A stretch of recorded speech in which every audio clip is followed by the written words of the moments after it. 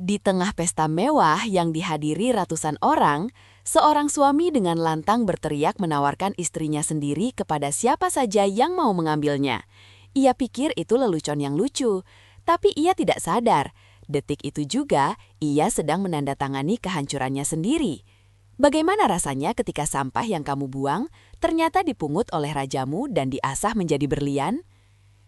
Sebelum kita masuk ke dalam kisah penuh air mata dan karma ini, silahkan tekan tombol like dulu agar cerita ini bisa menjadi pelajaran bagi banyak orang.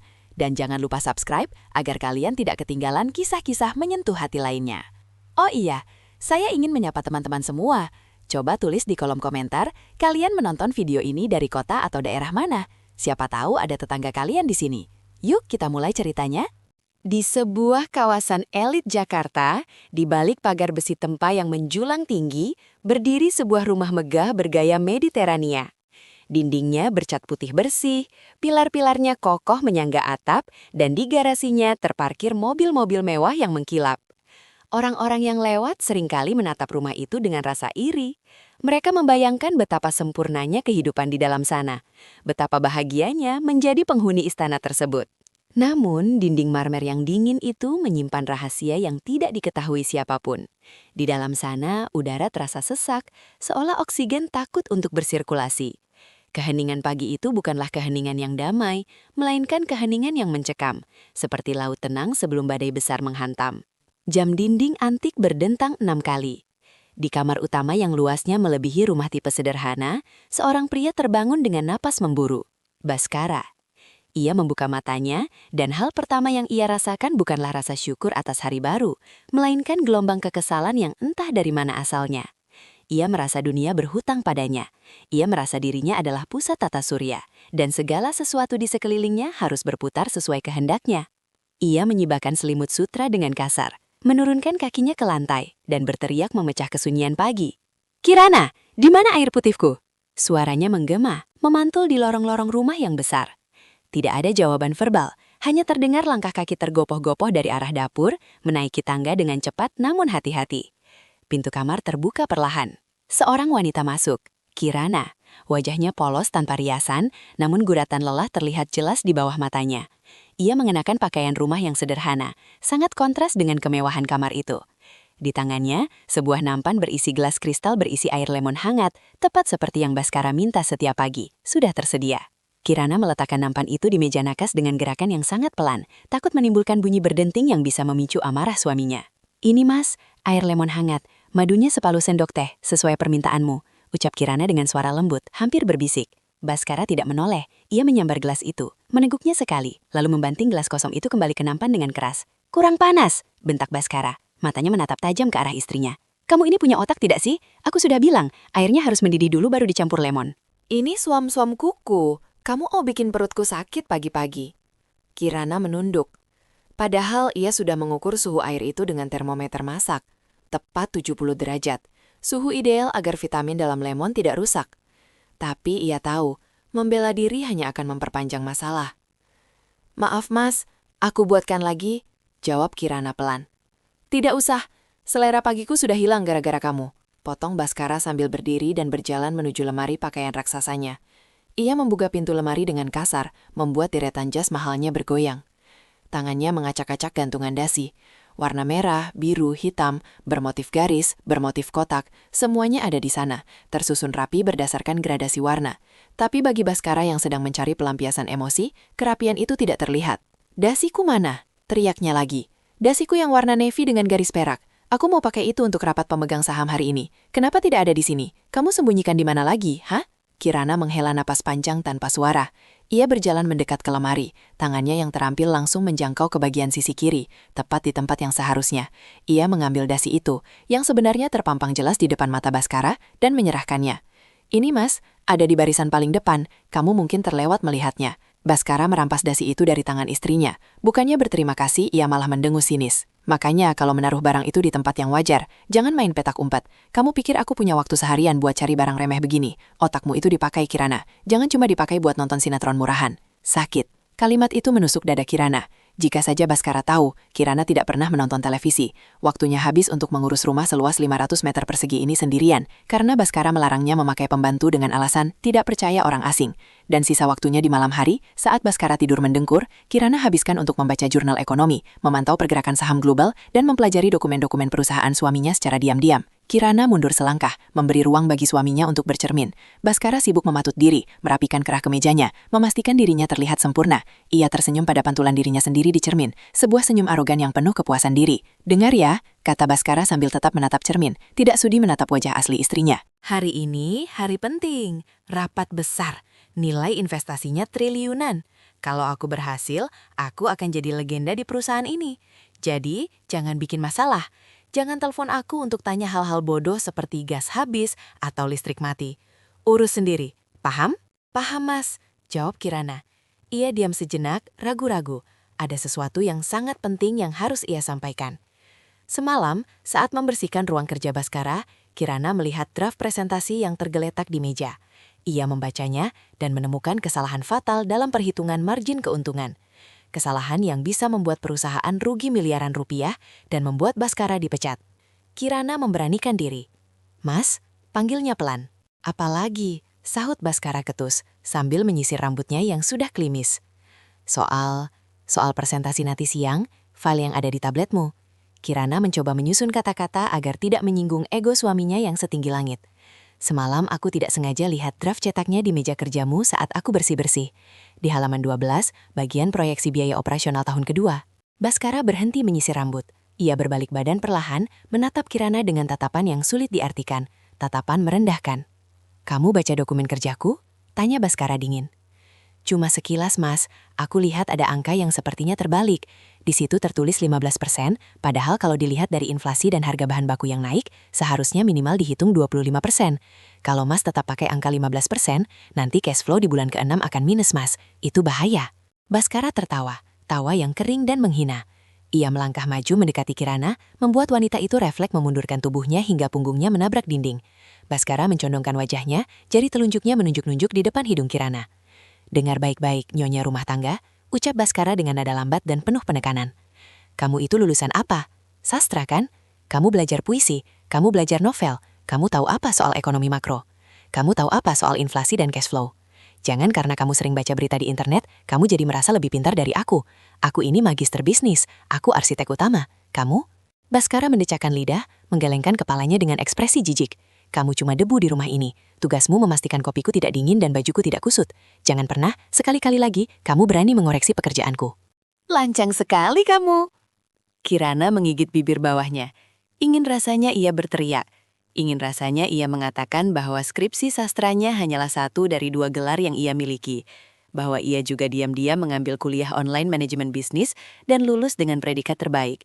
Bahwa selama ini, dialah yang sering masuk ke laptop Baskara saat suaminya tidur untuk memperbaiki tata bahasa email ke klien asing, merapikan slide presentasi agar terlihat profesional, bahkan mengatur portofolio investasi pribadi Baskara agar selalu hijau. Tapi Kirana memilih diam, karena ia tahu, bagi pria seperti Baskara, kebenaran yang keluar dari mulut seorang istri adalah sebuah penghinaan bagi maskulinitasnya. "Maaf Mas, aku cuma khawatir," ucap Kirana akhirnya, menelan kembali harga dirinya.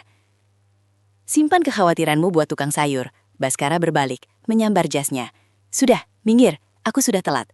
Gara-gara meladeni omong kosongmu, moodku jadi hancur pagi-pagi." Baskara berjalan cepat menuruni tangga. Kirana mengikutinya dari belakang, seperti bayangan yang setia namun tak dianggap. Sampai di ruang makan, Baskara tidak menyentuh sarapan nasi goreng spesial yang sudah disiapkan Kirana sejak jam 4 pagi. Ia hanya mengambil kunci mobil. Tiba-tiba ponsel Baskara berdering. Wajahnya yang tadi masam berubah cerah seketika saat melihat nama di layar ponsel. Ia mengangkatnya dengan suara yang dibuat-buat menjadi berat dan berwibawa, namun ada nada manja di sana. "Halo, Clara? Iya, saya sudah mau jalan." "Oh iya, kamu sudah di kantor. Rajin sekali sekretaris saya ini." "Hahaha, nanti siang?" "Boleh, kita makan siang di tempat biasa setelah rapat. Pesankan menu favorit saya ya." Kirana berdiri mematung di ujung tangga. Ia mendengar semuanya. Nada bicara itu, tawa itu adalah nada yang dulu pernah Baskara berikan padanya saat mereka masih pacaran. Nada yang kini sudah mati, digantikan dengan bentakan dan perintah. Clara, nama itu semakin sering terdengar akhir-akhir ini. sekretaris baru yang muda, cantik, dan pandai memuji ego Baskara. Baskara menutup teleponnya, lalu menoleh ke arah Kirana yang masih berdiri diam. "Ngapain kamu melamun di situ? Bukakan pagar," perintahnya. Kirana tersadar, lalu berlari kecil mendahului Baskara menuju pintu depan. Ia membuka pintu utama yang berat, membiarkan cahaya matahari pagi yang terik menerobos masuk. Di luar, sopir pribadi Baskara belum batang karena sedang sakit, jadi Baskara menyetir sendiri hari ini. Kirana berlari ke gerbang, mendorong besi berat itu sekuat tenaga. Tubuhnya yang kurus berjuang melawan beratnya pagar besi, sementara Baskara sudah menyalakan mesin mobil sportnya, menderu-deru tidak sabar. Saat mobil mewah itu melewati gerbang, Baskara menurunkan kaca jendelanya. Kirana mencoba tersenyum, berharap ada sedikit kata pamit atau sekedar anggukan kepala. "Nanti malam ada pesta perusahaan," kata Baskara tanpa menatap Kirana. Matanya lurus ke jalan. "Siapkan bajumu, jangan pakai baju yang malu-maluin, pakai yang bagusan dikit. Jangan bikin aku terlihat seperti bawa pembantu ke acara elit." "Baik mas, jam berapa?" tanya Kirana. "Jam 7, jangan telat dandan. Kamu kalau dandan lama sekali, hasilnya juga begitu-begitu saja," cibir Baskara. Sebelum Kirana sempat menjawab, Baskara sudah menginjak gas. Mobil itu melesat kencang, meninggalkan asap knalpot yang menerpa wajah Kirana. Kirana berdiri sendirian di pinggir jalan, memandang mobil suaminya yang menghilang di tikungan kompleks. Tetangga sebelah rumah yang sedang menyiram tanaman menatapnya dengan pandangan kasihan. Kirana buru-buru menutup pagar, bersembunyi kembali di balik benteng emasnya. Ia berjalan gontai kembali ke dalam rumah yang besar dan sunyi itu. Ia duduk di kursi ruang makan, menatap nasi goreng dingin yang tak tersentuh. Perlahan, ia mengambil tablet yang tadi ia sembunyikan di bawah tumpukan majalah. Jarinya menari di atas layar, membuka kembali file presentasi yang tadi ia sebutkan pada Baskara. Matanya meneliti grafik yang menurun tajam itu. "Kamu salah hitung, Mas," bisik Kirana pada ruangan kosong itu. "Angka ini jebakan. Kalau kamu presentasikan ini di depan Tuan Abimanyu, kamu akan ditertawakan." Kirana menghela napas.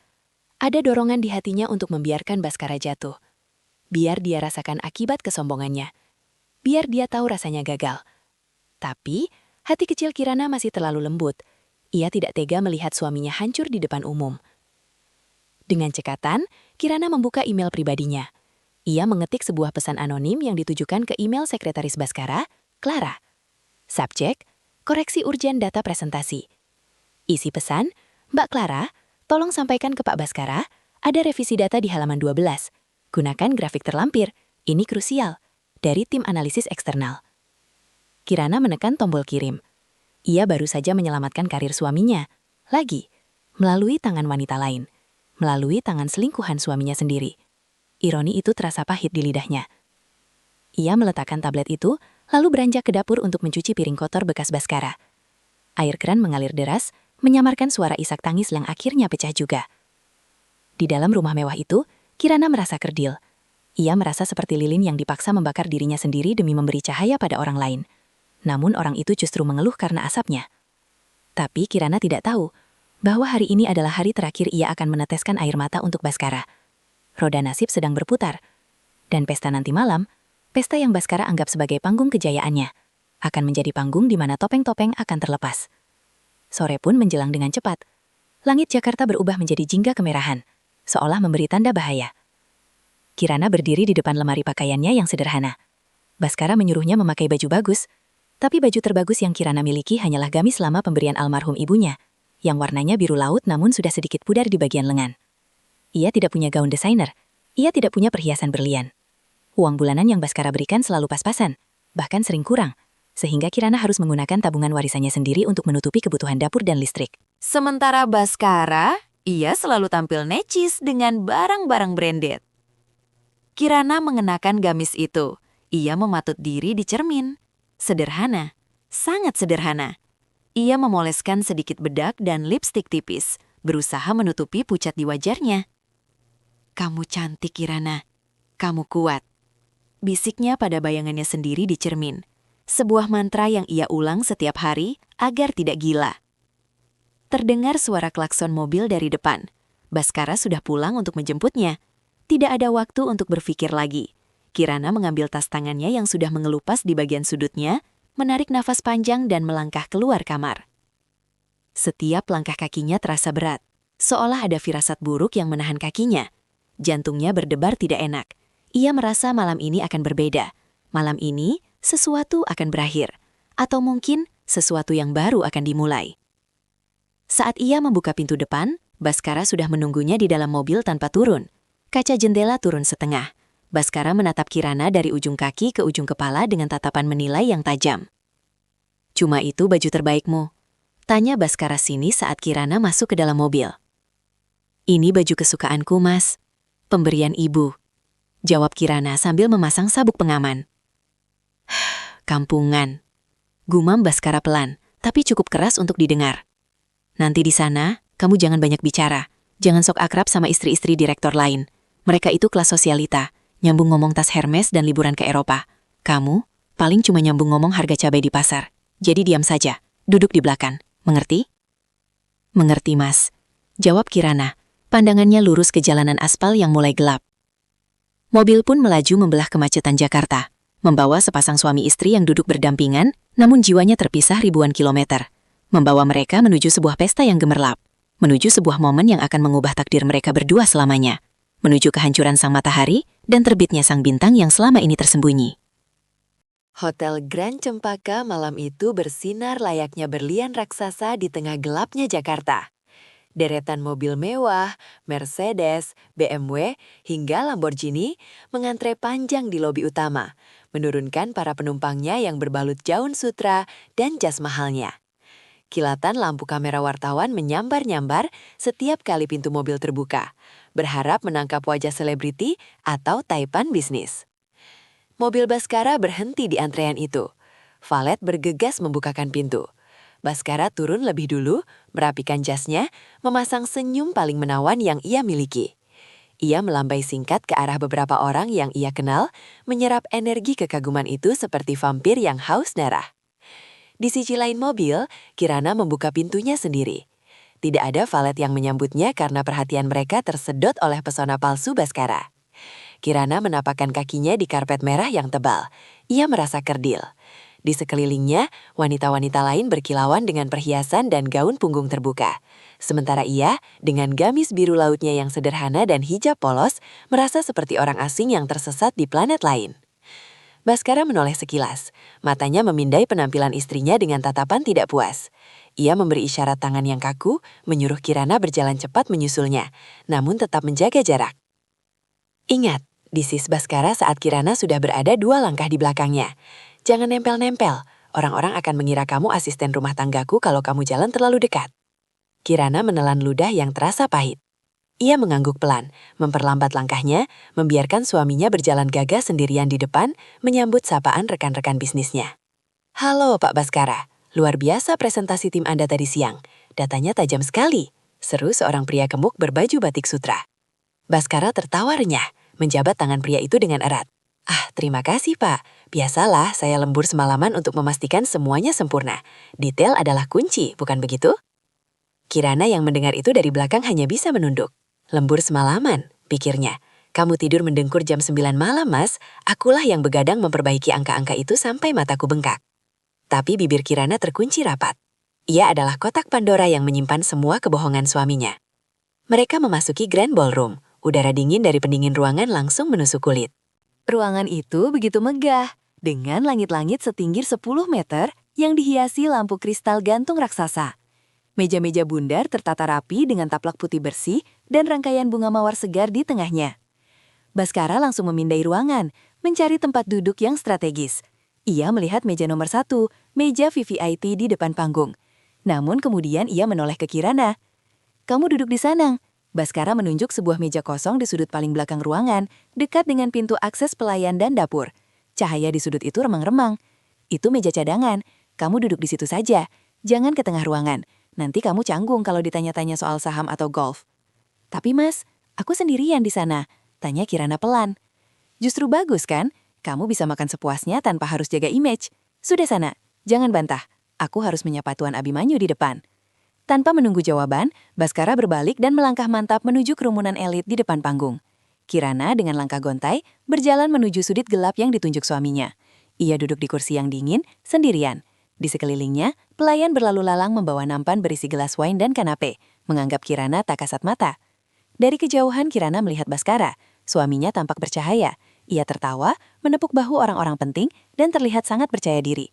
Tak lama kemudian, seorang wanita muda dengan gaun merah menyala yang membalut tubuh rampingnya mendekat. Rambutnya digelung modern, lehernya jenjang dihiasi kalung berlian imitasi yang berkilau. Itu Clara, sekretaris Baskara. Kirana melihat bagaimana wajah Baskara berubah saat melihat Clara. Senyumnya melebar, matanya berbinar nakal. Mereka berbisik-bisik lalu tertawa bersama. Clara memukul pelan lengan Baskara dengan manja, dan Baskara tidak menepisnya. Malah, Baskara mendekatkan wajahnya ke telinga Clara, membisikkan sesuatu yang membuat wanita itu tersipu malu. Hati Kirana terasa diremas. Jarak di antara meja pojok ini dan panggung depan terasa seperti jurang pemisah antara surga dan neraka. Di sana, suaminya sedang menjadi raja bersama ratu pilihannya. Di sini, istri sahnya duduk seperti hantu yang terlupakan. Acara dimulai, musik orkestra mengalun lembut, makanan mulai disajikan. Kirana hanya mengaduk-aduk sup jamurnya tanpa selera. Ia ingin pulang. Ia ingin kembali ke kamarnya memeluk guling dan melupakan bahwa ia punya suami. Tapi ia tahu, jika ia pulang tanpa izin, amarah Baskara akan meledak di rumah nanti. 1 jam berlalu, suasana pesta semakin riuh. Alkohol mulai bekerja pada sebagian tamu, termasuk Baskara. Pria itu wajahnya mulai memerah, suaranya terdengar makin keras dan mendominasi percakapan di mejanya. Tiba-tiba, MC acara naik ke panggung. Hadirin sekalian, malam ini adalah malam perayaan kesuksesan kita. Dan untuk memeriahkan suasana, kami membuka sesi open mic. Siapa saja boleh naik ke panggung untuk menyampaikan kesan, pesan, atau sekedar lelucon untuk menghibur kita semua. Tepuk tangan bergema, beberapa orang saling tunjuk. Dan di sanalah, Baskara, didorong oleh ego yang melambung tinggi, dan 2 gelas wine yang baru saja ia tandaskan, angkat tangannya tinggi-tinggi. Saya mau bicara, seru Baskara. Teman-teman semeja Baskara bersorak, termasuk Clara yang bertepuk tangan heboh. Baskara berjalan sempoyongan sedikit menuju panggung, merebut mikrofon dari tangan MC dengan kasar. Lampu sorot fokus padanya. Baskara menyipitkan mata, menikmati atensi ratusan orang yang tertuju padanya. Ia merasa inilah puncaknya. Ia merasa hebat. Selamat malam, bos-bos kalian. Suara Baskara menggema, sedikit selering karena mabuk. Saya, Baskara, manajer proyek yang laporannya dipuji Tuan Abimanyu tadi siang. Tepuk tangan sopan terdengar. Baskara tersenyum lebar, giginya terlihat putih di bawah lampu sorot. Tahu tidak rahasia sukses saya? Baskara melanjutkan, matanya menyapu ruangan. Kerja keras, fokus, dan kebebasan. Ia tertawa sendiri. Banyak yang tanya, Pak Baskara kok bisa sesukses ini? Istrinya pasti hebat ya mendukung di rumah? Baskara menirukan suara orang lain dengan nada mengejek. Hah, istri? Bapak-bapak, ibu-ibu? Jujur saja ya, punya istri itu kadang seperti punya apa ya? Baskara memutar otak mencari analogi yang menurutnya lucu. Matanya tiba-tiba menangkap sosok Kirana di pojok gelap ruangan, istrinya sedang menunduk, meremas ujung taplak meja. Melihat Kirana yang tampak muram dan tidak asik itu, kekesalan Baskara muncul lagi. Istri saya itu, Baskara menunjuk lurus ke arah Kirana.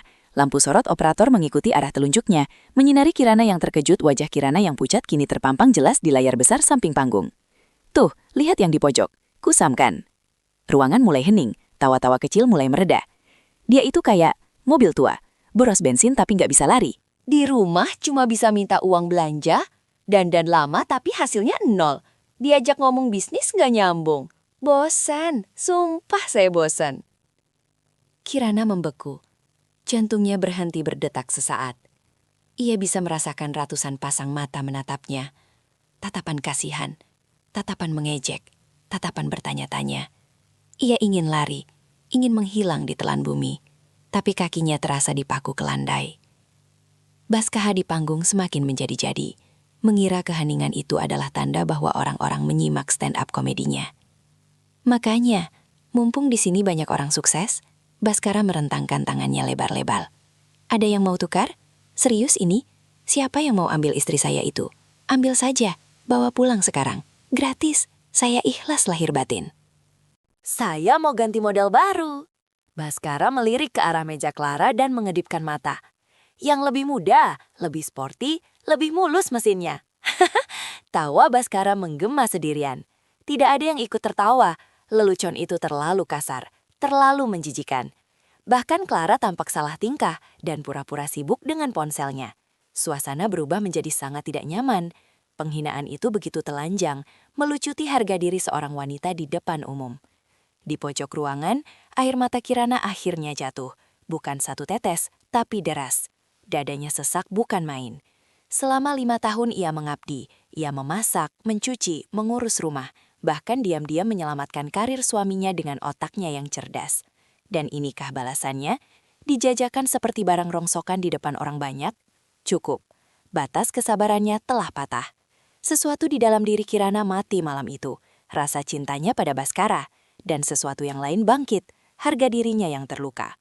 Saat Baskara masih cengar-cengir menunggu tepuk tangan yang tak kunjung datang, suara kursi bergeser terdengar keras dari meja paling depan, meja VVIP.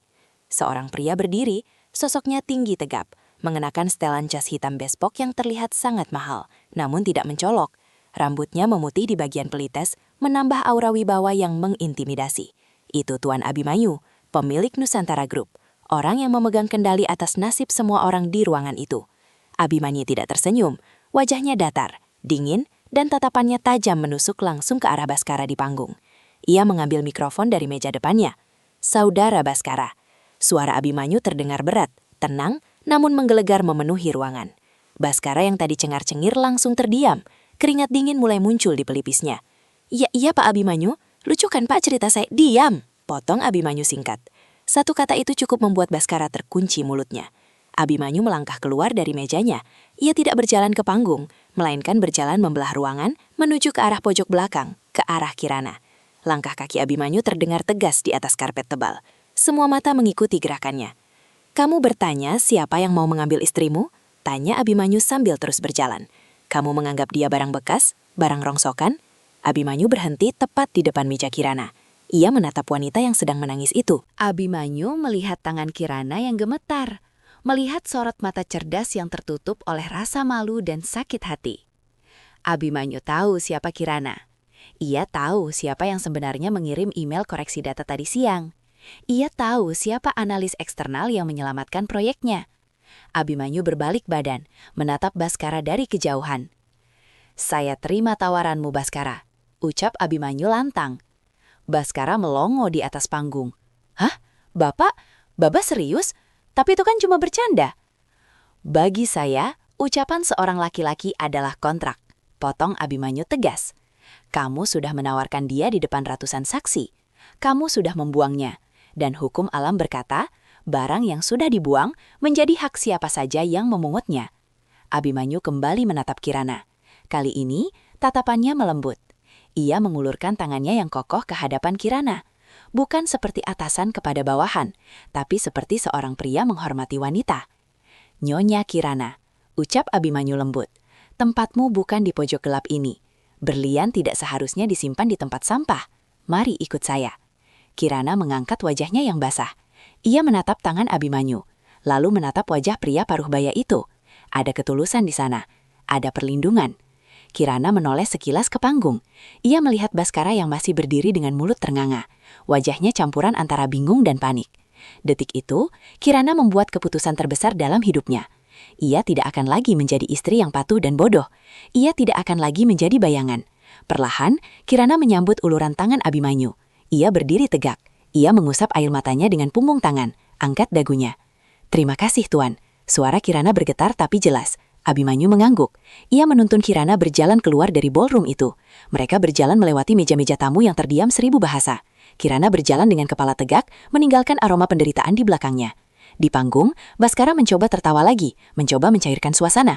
Wah, Pak Abimanyu ternyata selera humornya tinggi juga ya. Dia bawa istri saya beneran. Hahaha, baguslah, beban saya hilang satu. Tapi tidak ada yang tertawa bersamanya. Justru tatapan orang-orang kini berubah. Mereka menatap Baskara dengan pandangan jijik. Pandangan yang mengatakan, pria bodoh macam apa yang baru saja membuang istrinya sendiri. Baskara tidak peduli. Atau lebih tepatnya, ia terlalu mabuk dan sombong untuk peduli. Dalam pikiran yang sempit, ia merasa menang. Ia merasa bebas. Ia membayangkan malam ini ia bisa pulang bersama Clara tanpa ada istri cerewet yang menunggu di rumah. Pintu besar ballroom tertutup di belakang punggung Kirana dan Abimanyu, memisahkan dua dunia itu. Di dalam, pesta berlanjut dengan kepalsuan. Di luar, di koridor hotel yang sunyi, badai yang sesungguhnya baru saja dimulai. Mobil saya sudah menunggu di depan, kata Abimanyu datar sambil berjalan di samping Kirana. Malam ini Anda menginap di hotel ini, di kamar suite terpisah. Besok pagi, pengacara saya akan mengurus gugatan cerai Anda. Dan lusa, Anda mulai bekerja di kantor saya. Kirana berhenti melangkah. Ia menatap Abimanyu bingung. Bekerja? Maksud Bapak? Jadi apa? Sekretaris? Abimanyu tersenyum tipis, senyum yang sangat jarang ia perlihatkan. Bukan, Kirana. Saya tidak butuh sekretaris. Sekretaris saya sudah banyak. Saya butuh otak yang bisa mengoreksi margin error proyek triliunan rupiah dalam waktu semalam. Saya butuh partner. Kirana tertegun. Mulai sekarang, hapus air matamu. Lanjut Abimanyu. Simpan air mata itu untuk hari di mana kamu melihat Baskara berlutut di kakimu. Dan percayalah, hari itu akan datang lebih cepat dari yang kamu kira. Mereka kembali berjalan. Suara langkah sepatu pantofel Abimanyu dan sepatu hak rendah Kirana bergema di lantai marmer, menciptakan irama perang melawan masa lalu. Malam itu, Baskara berpesta pora merayakan kebebasannya. Ia tidak sadar bahwa ia baru saja menandatangani surat kehancurannya sendiri. Ia baru saja menyerahkan kunci berangkasnya kepada orang lain. Dan saat matahari terbit esok hari, sang raja akan bangun dan menyadari bahwa istananya hanyalah terbuat dari pasir, yang kini mulai tersapu ombak. Matahari pagi menembus celah-celah tirai kamar yang belum dibuka. Sinar itu jatuh tepat di wajah Baskara, memaksanya membuka mata dengan kepala yang berdenyut hebat. Efek alkohol semalam masih tersisa, meninggalkan rasa pahit di lidah dan dentuman palu di kepala. Baskara mengerang, membalikkan badannya, meraba sisi tempat tidur di sebelahnya. Dingin, kosong, spray di sisi itu rapi, tidak tersentuh sama sekali. Ingatan tentang kejadian semalam berputar samar di kepalanya, seperti kepingan film rusak. Pesta, lampu sorot, tawa, lalu wajah Tuan Abimanyu, dan Kirana yang pergi. Hah, dasar drama, gumam Baskara sambil memijat pelipisnya. Paling dia pulang ke rumah orang tuanya. Biarkan saja, nanti kalau uangnya habis juga balik lagi sambil nangis-nangis. Dengan keyakinan arogan itu, Baskara menyeret langkahnya keluar kamar. Ia berharap aroma kopi robusta kesukaannya sudah memenuhi udara. Ia berharap suara sutil beradu dengan wajan terdengar dari dapur. Tapi yang menyambutnya hanyalah kesunyian yang mati. Rumah itu terasa asing, tidak ada kopi di meja, tidak ada handuk bersih yang biasa tergantung rapi di pintu kamar mandi. Keranjang pakaian kotor di sudut kamar mandi sudah penuh menggunung, menumpahkan isinya ke lantai. "Kirana!" teriak Baskara, suaranya parau. "Kamu pulang jam berapa sih? Kopi mana? Sarapan mana?" Suaranya hanya memantul di dinding keramik yang dingin. Rasa kesal mulai menjalar di dada Baskara. Ia berjalan ke dapur, membuka lemari makan dengan kasar, kosong, hanya ada toples kerupuk yang sudah melempem. Ia membuka kulkas, kosong, hanya ada botol air mineral dingin dan sebutir telur mentah. Baskara membanting pintu kulkas hingga botol saus di pintunya bergetar hebat. "Sialan, benar-benar istri tidak berguna, pergi begitu saja tanpa belanja dulu," umpatnya. Perutnya perih karena lapar. Baskara melirik jam dinding, pukul 7.30. Ia sudah terlambat, dengan terburu-buru ia menyambar kemeja dari lemari. Kemeja itu kusut, belum disetrika. Selama 5 tahun, ia tidak pernah melihat kemeja kusut. Ia pikir kemeja itu licin dengan sendirinya. Ia baru sadar, ada tangan Kirana yang menyetrika di tengah malam saat ia tidur. Terpaksa Baskara memakai kemeja kusut itu. Ia menyambar jas untuk menutupi bagian yang lecek. Ia mengambil dompet dan kunci mobil, bertekad untuk sarapan mahal di kafe dekat kantor bersama Clara. Biarin aja, pikirnya. Pagi ini aku akan traktir Clara sarapan ala Eropa. Siapa butuh nasi goreng kampung buatan Kirana? Gaya hidup mewahnya, jas Armaninya, jam tangan Rolexnya, makan malam mewahnya, semua dibayar menggunakan kartu kredit yang tagihannya dibayar lunas setiap bulan oleh Kirana. Kirana bukan benalu. Kirana adalah pohon beringin tempat benalu bernama Baskara bernaung. Dan sekarang, pohon itu telah mencabut akarnya. Tidak mungkin, desis Baskara. Dia cuma anak pensiunan guru. Dari mana dia punya uang sebanyak itu?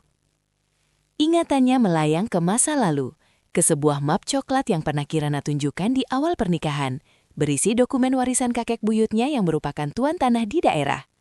Baskara waktu itu tidak peduli, ia sibuk main game. Ia tidak pernah tahu bahwa istrinya adalah miliarder yang memilih hidup sederhana. Ponsel Baskara bergetar lagi, pesan masuk dari Clara. "Beb, kok kamu belum sampai kantor? Aku nunggu di lobi nih. Jangan lupa janjimu mau belikan aku tas baru hari ini ya." Baskara menatap pesan itu dengan nanar. Tas baru, beli bensin pun sekarang ia ragu apakah cukup. Sementara itu, di lantai 50 Menara Nusantara Group, suasana sangat berbeda. Pintu lift eksekutif terbuka dengan bunyi denting yang halus. Tuan Abimanyu melangkah keluar diikuti oleh seorang wanita di sampingnya. Wanita itu mengenakan setelan blazer kerja berwarna abu-abu muda yang dipotong sempurna, mengikuti postur tubuhnya, dipadukan dengan celana bahan yang jatuh elegan dan hijab sutra bermotif abstrak. Wanita itu berjalan dengan dagu terangkat, langkah kakinya mantap, ketukan sepatu hak tingginya terdengar berirama, menyiratkan kepercayaan diri yang baru tumbuh. Tidak ada lagi Kirana yang membungkuk takut, tidak ada lagi mata yang sembab. Para karyawan yang berpapasan membungkuk hormat pada Tuan Abimanyu, lalu melirik penasaran pada sosok wanita anggun di sebelahnya. Mereka berbisik-bisik, mengagumi aura kewibawaan yang memancar dari wanita asing itu. "Ini ruanganmu," kata Abimanyu sambil membuka pintu ganda dari kayu mahoni. Kirana masuk, matanya membelalak takjub. Ruangan itu luas, berdinding kaca yang menyajikan pemandangan cakrawala kota Jakarta. Meja kerjanya besar, terbuat dari marmer hitam. Di sudut ruangan ada sofa tamu yang nyaman. "Ini terlalu besar untuk saya, Tuan," kata Kirana pelan. "Abimanyu," koreksi pria itu. "Dan tidak, ini tidak terlalu besar. Ini sepadan dengan tanggung jawab yang akan kamu pikul." Abimanyu berjalan ke arah meja, mengambil sebuah tumpukan dokumen tebal. Baskara akan datang sebentar lagi untuk rapat evaluasi proyek jembatan Antasena. Saya ingin kamu yang memimpin rapat ini. Kirana menatap dokumen itu, ada keraguan di matanya. "Saya belum siap bertemu dia sekarang." "Kamu siap," potong Abimanyu tegas. Ia menatap mata Kirana dalam-dalam. "Kamu yang mengerjakan semua perhitungan di dokumen ini selama berbulan-bulan, bukan? Kamu yang begadang saat dia tidur. Kamu yang mencari solusi saat dia buntu. Ini karyamu, Kirana, bukan karyanya. Ambil kembali hak ciptamu." Kata-kata itu membakar semangat di dada Kirana. Benar, selama ini ia bersembunyi di balik punggung Baskara, membiarkan suaminya mengambil semua kredit atas kerja kerasnya. Ia melakukan itu demi berbakti, tapi bakti itu dibalas dengan penghinaan. Kirana menarik napas panjang, lalu menghembuskannya perlahan. Ia mengambil dokumen itu. "Baik, Pak Abimanyu, saya akan memimpin rapatnya." Jam 10 pagi, ruang rapat utama Nusantara Group. Baskara masuk dengan napas terengah-engah. Penampilannya sedikit berantakan, keringat membasori kerah kemejanya yang kusut. Ia datang terlambat 15 menit karena harus berdebat dengan petugas parkir soal kartu e-tol yang saldonya habis. Di dalam ruangan, para direksi dan manajer senior sudah duduk melingkari meja bunda raksasa. Suasana hening dan dingin. Di ujung meja, kursi pimpinan yang biasanya diduduki Abimanyu kosong. Baskara mencoba tersenyum percaya diri meski lututnya gemetar. "Maaf saya terlambat bapak-bapak, ada insiden kecil di jalan," katanya sambil meletakkan laptopnya di podium presentasi. "Mari kita mulai saja, saya akan mempresentasikan progres jembatan Antasena." Baskara membuka laptopnya, layar menyala, meminta password. Jari Baskara berhenti di atas keyboard, ia menelan ludah. Biasanya Kirana yang menyiapkan laptop ini dalam keadaan menyala dan standby di file presentasi sebelum Baskara berangkat kerja. Baskara tidak pernah tahu apa passwordnya. Ia mencoba mengetik, "Baskara ganteng 123, salah. Sukses mulia, salah. Clara sayang, salah." Hening di ruangan itu semakin mencekam. "Ada masalah, Pak Baskara?" tanya Direktur Keuangan dengan nada sinis. Sebentar Pak, sepertinya sistem keamanan laptop saya error kena virus." Baskara beralasan, keringat dingin mulai mengucur deras di punggungnya. "Tapi tidak apa-apa, saya hafal materinya di luar kepala. Saya akan presentasi lisan saja." Baskara menutup laptopnya. Ia berdiri tegak mencoba memanggil ingatan tentang proyek itu, tapi otaknya kosong. Selama ini ia hanya membaca teks yang dituliskan Kirana. Ia tidak paham esensi proyeknya. Ia tidak tahu mengapa beton tipe A dipilih daripada tipe B. Ia tidak tahu rumus beban angin. Ia tidak tahu apa-apa. "Jadi, jembatan ini sangat kuat. Kita pakai semen terbaik. Dan untuknya besar." Racau Baskara tidak jelas. Tiba-tiba, pintu ruang rapat terbuka. "Penjelasan yang sangat teknis sekali Pak Baskara. Semen terbaik dan untung besar. Apakah itu standar analisis seorang manajer senior?" Suara wanita itu jernih, tajam dan dingin, menggema ke seluruh penjuru ruangan. Baskara menoleh ke arah pintu, matanya terbelalak hingga nyaris keluar, rahangnya jatuh. Di sana berdiri Kirana. Bukan Kirano si upik abu, tapi Kirana sang direktur. Ia berjalan masuk dengan langkah berwibawa menuju kursi pimpinan di ujung meja, kursi yang seharusnya milik Abimanyu. Kirana, desis Baskara tak percaya. "Ngapain kamu di sini? Kamu bawakan bekal makan siangku?" Kirana tidak menjawab. Ia bahkan tidak menatap Baskara. Ia duduk di kursi pimpinan, meletakkan tabletnya di meja, dan menatap seluruh peserta rapat. "Selamat pagi, saya Kirana Larasati, Direktur Operasional ad interim yang ditunjuk langsung oleh Pak Abimanyu untuk mengaudit proyek ini," ucapnya tegas. Seluruh ruangan terdiam hormat. Baskara merasa dunianya berputar terbalik. "Istrinya? Direktur? Pak Baskara?" panggil Kirana. Kali ini matanya menatap tajam ke arah suaminya. Tatapan seorang atasan kepada bawahan yang tidak kompeten. "Silakan duduk. Anda menghalangi pandangan." Tapi saya mau presentasi." "Anda tidak bisa membuka laptop Anda sendiri? Bagaimana mau presentasi?" potong Kirana. "Biar saya yang jelaskan. Operator, tolong tampilkan file beta 09. Layar proyektor di belakang Baskara menyala. Muncul grafik rumit dan skema arsitektur yang sangat detail. Kirana berdiri, memegang penunjuk laser. Seperti yang bisa bapak-bapak lihat, desain awal yang diajukan oleh saudara Baskara memiliki cacat fatal pada struktur penyangga pilar ketiga. Jika dipaksakan, jembatan akan runtuh dalam waktu 2 tahun akibat erosi sungai. Baskara mengusulkan penggunaan beton K300 untuk memotong anggaran demi bonus pribadinya, padahal standar keamanan mengharuskan K500. Para direksi berbisik-bisik kaget. Mereka menatap Baskara dengan pandangan menuduh. Itu fitnah, teriak Baskara panik. Saya tidak pernah. Diam, bentak Kirana. Suaranya menggelegar, membuat Baskara menciut. Saya punya bukti email persetujuan vendor yang Anda tanda tangani. Dan saya juga punya data perbaikan yang sebenarnya sudah saya siapkan di laptop Anda, tapi Anda terlalu malas untuk mempelajarinya. Kirana menatap Baskara dengan tatapan yang menghancurkan sisa-sisa harga diri pria itu. Proyek ini saya ambil alih. Dan berdasarkan audit kinerja, saudara Baskara terbukti melakukan malpraktik profesi dan ketidakjujuran data. Kirana menoleh ke arah petugas keamanan yang berjaga di pintu. Pak Satpam, tolong antar saudara Baskara ke ARD untuk memproses surat pemecatannya. Setelah itu, pastikan dia meninggalkan gedung ini tanpa membawa aset perusahaan satupun. Baskara terpaku. Kakinya lemas seperti jeli. Dipecat oleh istrinya sendiri. Di depan semua orang.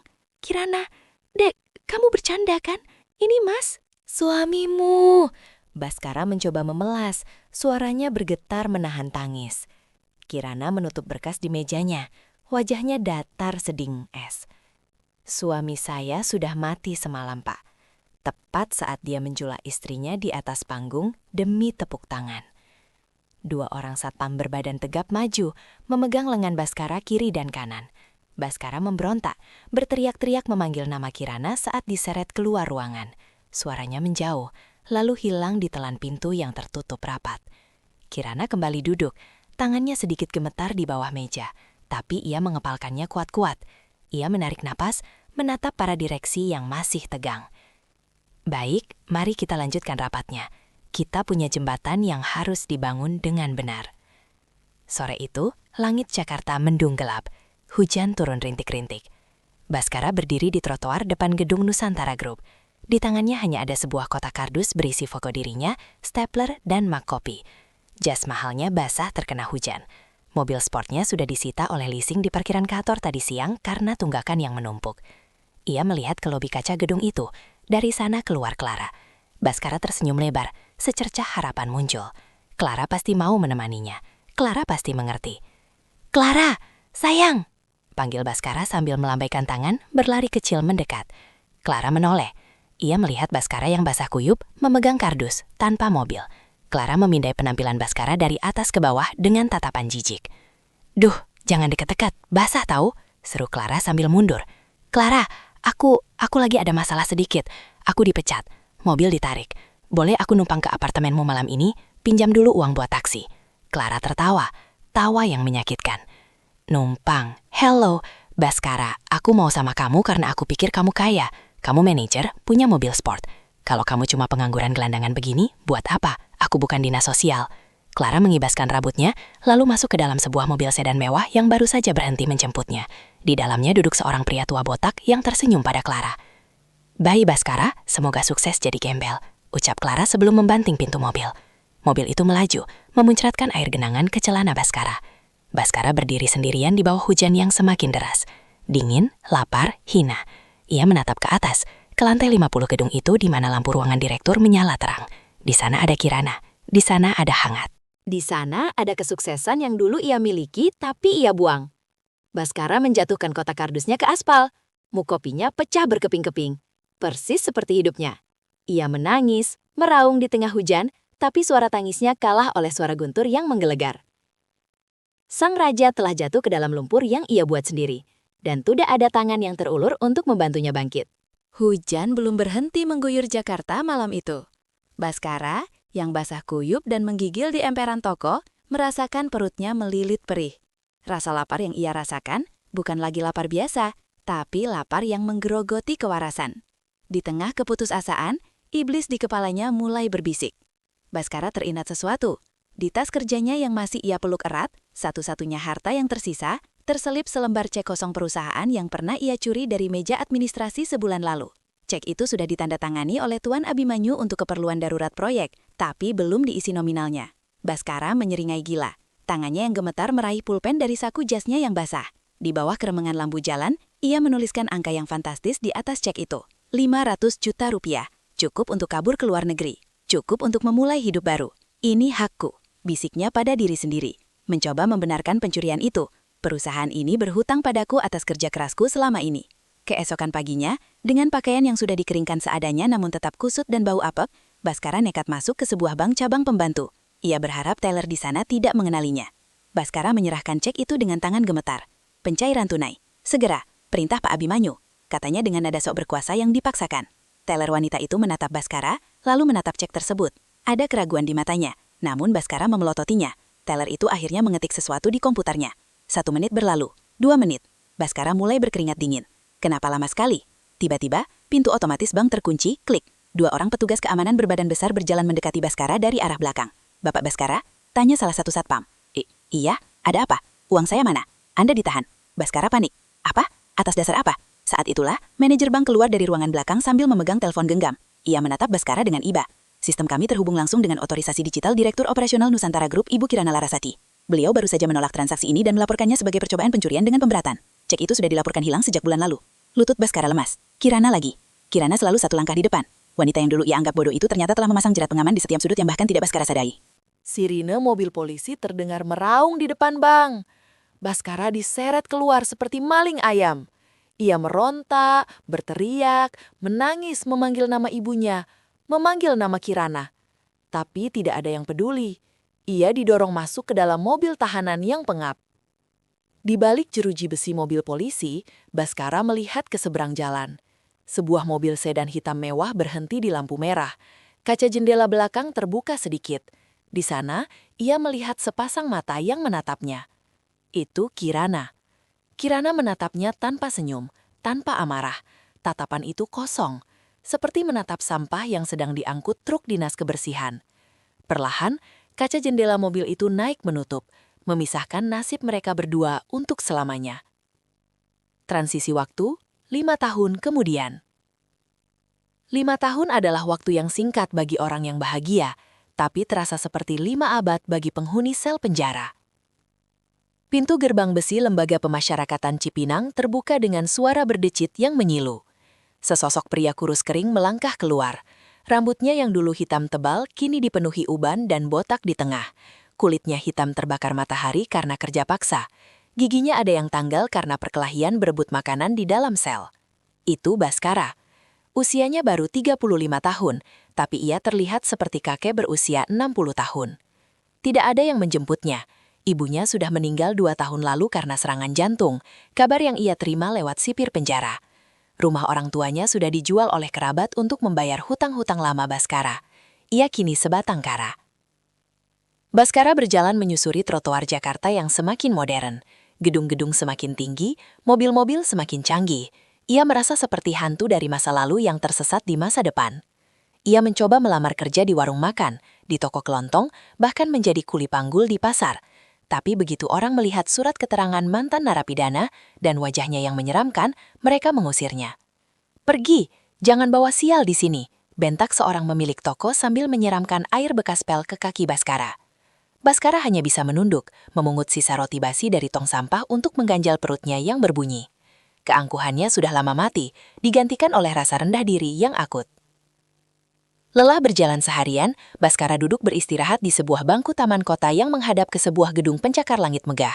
Di dinding luar gedung itu, terpasang layar videotron raksasa. Tiba-tiba, tayangan iklan di layar itu berganti menjadi sebuah acara berita bisnis eksklusif. Selamat sore pemirsa, hari ini kita kedatangan sosok wanita inspiratif yang baru saja dinobatkan sebagai Business Woman of the Year Asia Pasifik. Inilah Ibu Kirana Larasati, CEO Nusantara Group. Jantung Baskara seolah berhenti berdetak. Di layar raksasa itu, wajah Kirana muncul close up. Ia terlihat jauh lebih cantik, lebih anggun dan bercahaya dibanding 5 tahun lalu. Ia mengenakan hijab modern yang elegan, senyumnya menyiratkan kedamaian dan kecerdasan. Kamera kemudian menyorot ke samping Kirana. Di sana duduk Tuan Abimanyu yang menatap Kirana dengan penuh cinta. Dan di pangkuan Abimanyu duduk seorang anak laki-laki kecil berusia sekitar 4 tahun yang tampan dan lucu. Anak itu memeluk leher Abimanyu dan memanggil, "Papa." Air mata menetes di pipi kotor Baskara. Seharusnya itu anaknya, seharusnya itu hidupnya. Jika saja ia tidak sombong, jika saja ia bersyukur. Suara Kirana terdengar jernih dari pengeras suara Videotron menggema ke seluruh persimpangan jalan. Kunci kesuksesan saya, ucap Kirana di layar, adalah karena saya menemukan tanah yang subur untuk tumbuh. Dulu, saya hampir mati layu karena berada di tanah yang gersang dan beracun. Tapi suami saya, Abimanyu, memindahkan saya, menyirami saya dengan kepercayaan. Bagi wanita, pasangan hidup adalah cerminan masa depannya. Kalimat itu menampar Baskara lebih keras daripada vonis hakim 5 tahun lalu. Tanah gersang dan beracun itu adalah dirinya. Dialah racun yang hampir membunuh potensi istrinya sendiri. Tiba-tiba sebuah mobil sedan mewah berhenti tepat di lobi gedung di seberang taman. Tempat acara itu berlangsung secara live. Pintu mobil terbuka. Kirana, Abimanyu dan anak mereka turun. Ratusan wartawan mengerubungi mereka. Melihat sosok nyata Kirana hanya berjarak 50 meter darinya, pertahanan Baskara runtuh. Rasa rindu, rasa bersalah, dan secercah harapan bodoh bercampur menjadi satu. Ia berpikir, Kirana adalah wanita yang lembut. Dulu, sejahat apapun aku, dia selalu memaafkan. Mungkin jika aku memohon, dia akan kasihan.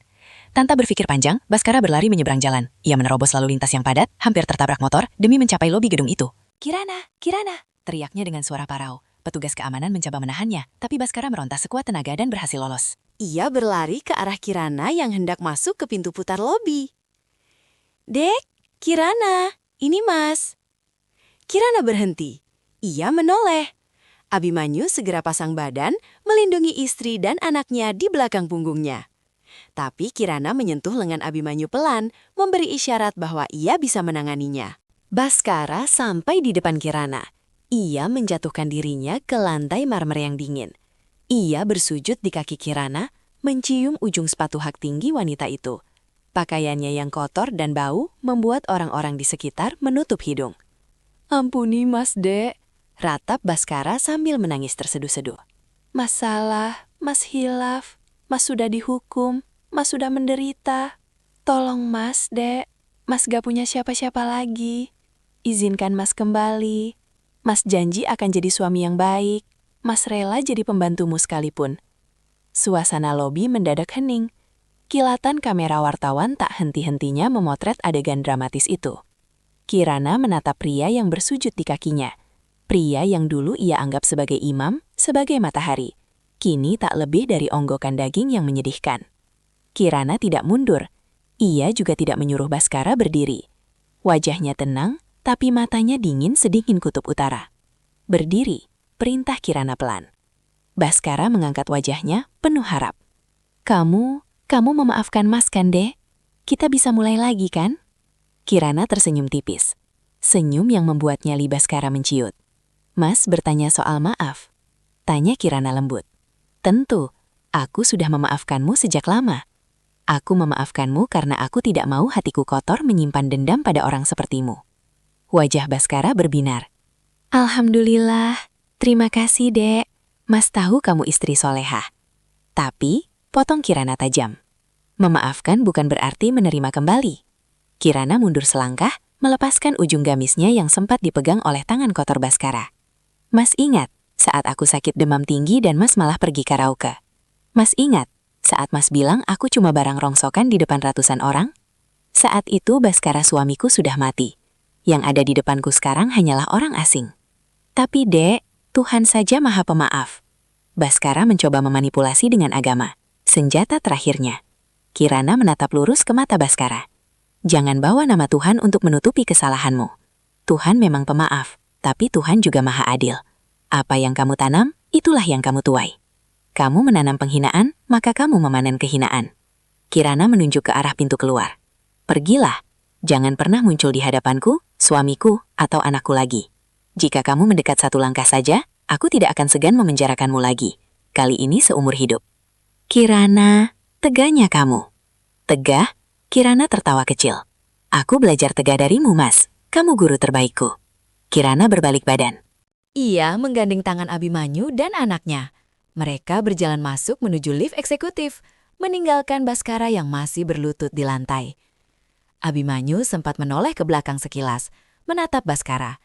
Tidak ada kemarahan di mata Abimanyu, hanya rasa kasihan. Ia memberi kode pada kepala keamanan. 4 orang satpam berbadan tegap langsung mengangkat Baskara. Mereka menyeretnya keluar dari lobi mewah itu, melewati lantai marmer yang licin, dan melemparnya kembali ke trotoar jalanan yang basah. "Jangan kembali lagi ke sini, gembel!" bentak satpam itu sebelum menutup pintu kaca lobi. Baskara tersungkur di aspal. Hujan turun semakin deras, seolah langit ikut meludahinya. Dari balik kaca lobi yang terang benderang, ia melihat punggung Kirana yang semakin menjauh, masuk ke dalam lift, dan menghilang menuju puncak kesuksesan. Baskara sendirian, benar-benar sendirian. Ia meraba dadanya yang sesak. Rasa sakit ini bukan karena lapar, bukan karena luka fisik, tapi karena penyesalan yang tidak ada ujungnya. Ia teringat kata-kata ibunya dulu. "Jaga istrimu, nak. Istri itu rezeki. Kalau kamu sakiti dia, rezekimu akan seret." Ia tidak mendengarkannya, dan kini ia membayar harganya. Baskara meringkuk di sudut jalan, memeluk lututnya di bawah guyuran hujan. Ia menatap lampu-lampu kota Jakarta yang gemerlap, menyadari bahwa ia pernah menggenggam berlian di tangannya, tapi ia melemparkannya ke sungai demi mengejar bayangan di air keruh. Kini, berlian itu telah menjadi bintang di langit yang tak tersentuh. Sementara dia hanyalah lumpur yang terinjak-injak di dasar jalan. Dan begitulah kisah Baskara berakhir, bukan dengan kematian, tapi dengan hukuman yang jauh lebih kejam. Hidup dalam penyesalan abadi, menyaksikan kebahagiaan orang yang dulu ia sia-siakan. Kadang, kehilangan adalah satu-satunya cara untuk menyadarkan kita tentang arti memiliki. Tapi sayangnya, bagi sebagian orang, kesadaran itu datang saat pintu kesempatan sudah terkunci rapat. Tamat.